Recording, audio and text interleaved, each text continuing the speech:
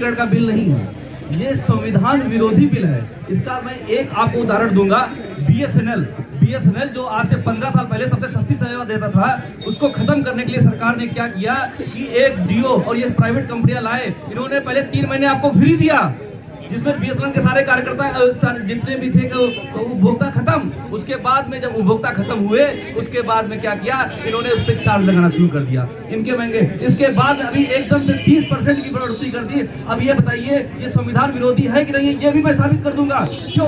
क्योंकि संविधान क्या कहता है? हम भारत के लोगों के लिए सामाजिक न्याय और आर्थिक न्याय और कानूनी न्याय की बात करता है।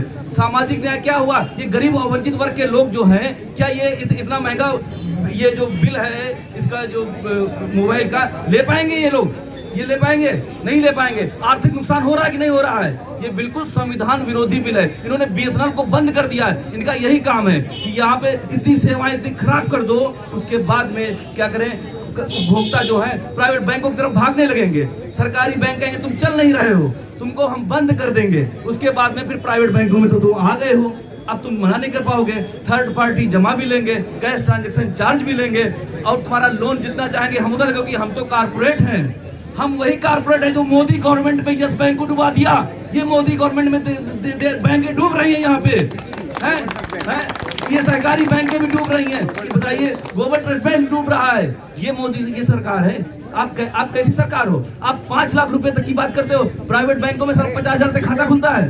कैसे 5 लाख रुपए तक की आप बात करते हो? 5 लाख रुपए की कौन सी सिक्योरिटी है आपके पास में? आप जो हमारा जो बिल है हमारा, ये बिल्कुल निजीकरण नहीं है, ये बिल्कुल देश बेचने का बिल है। ये संविधान के खिलाफ बिल है, ये आम जनता के खिलाफ बिल है। आप इसको आप कहिए इसको, ये भारत के लोगों का खिलाफ बिल है, ये आम जनता का बिल। ये हम लोगों पे रोजी रोटी 10 लाख, जैसा कि सारस्वत सर ने कहा है कि 10 लाख बैंक कर्मचारियों का जो है ये आंदोलन नहीं है, ये आम जनता का आंदोलन है। आम जनता को इस बात को समझना पड़ेगा और सरकार को जानना पड़ेगा।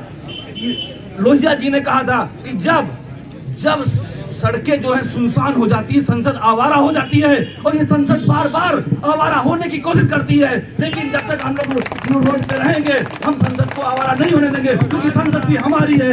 इंकलाब जिंदाबाद, इंकलाब जिंदाबाद। हम लोग जो हड़ताल कर रहे हैं, उस हड़ताल का मुख्य कारण क्या है, ये हमें समझना होगा।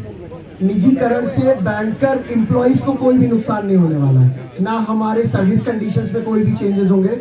अलबत्ता हमें और पहले से बड़ी सैलरी भी मिलेगी, और सरकार हमें इस तरीके के लालच भी देगी कि हम आपको प्राइवेट करके उस तरीके के पैकेजेस देंगे, और पैकेजेस देके आपको बड़ी सैलरी पे हम रिक्रूट करेंगे। जो नए लोग ज्वाइन करेंगे उनको एज ए प्राइवेट सेक्टर्स को ज्वाइन कराएंगे। ये चीज समझने की बात है।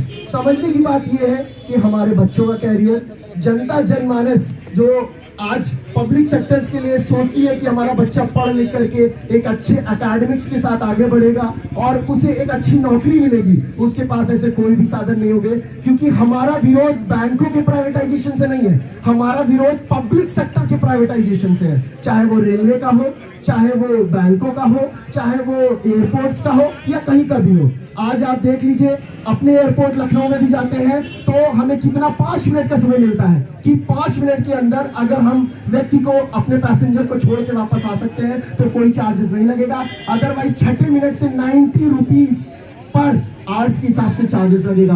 तो ये जो एक्स्ट्रा सर्विस चार्जेस लगाए जाएंगे, दिक्कत वहां पे है। दिक्कत हमें नहीं है जो छोटे छोटे गांव में हमारी जो किसान बसते हैं, जिन्होंने अपने जान गंवा करके अपने खेतों को बचाया है, उनके खातों को बचाने के लिए हम इस लड़ाई को लड़ रहे हैं। उन लोगों के लिए ये लड़ाई लड़ रहे हैं जिन लोगों के पास छोटे छोटे खातों में छोटा छोटा पैसा रखते हैं, 5,000, 2,000, 100 रुपए निकालने आते हैं और पासबुक प्रिंट कराते हैं। वहां पर प्राइवेट सेक्टर्स 10,000, 20,000 मिनिमम बैलेंस में खाता खोलते हैं। क्या वो गरीब जनता 10,000, 20,000 में खाता खोल पाएगी?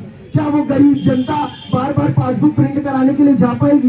क्या वो गरीब जनता दोबारा पासबुक ले पाएगी? ऐसे छोटे छोटे मुद्दे जिनको ये सरकार नहीं समझ रही है। हमारी लड़ाई सरकार से नहीं है, हमारी लड़ाई उनकी गलत नीतियों से है, हम एक राजनीतिक संस्था है, हम कोई पॉलिटिकल ऑर्गेनाइजेशन से संबंध नहीं रखते हैं, लेकिन अगर वो इस मुद्दे को राजनीति की तहत लाएगा तो हम उसे ये बोलना चाहते हैं, आगे आने वाले चुनाव में हम जमीन पे उतरेंगे, जनमानस को अपने साथ लाएंगे और उनके खिलाफ एक अभियान खड़ा करेंगे कि आगे आने वाले चुनाव में उनको हम किसी भी तरीके से वापस नहीं आने देंगे। ये हमारी लड़ाई है।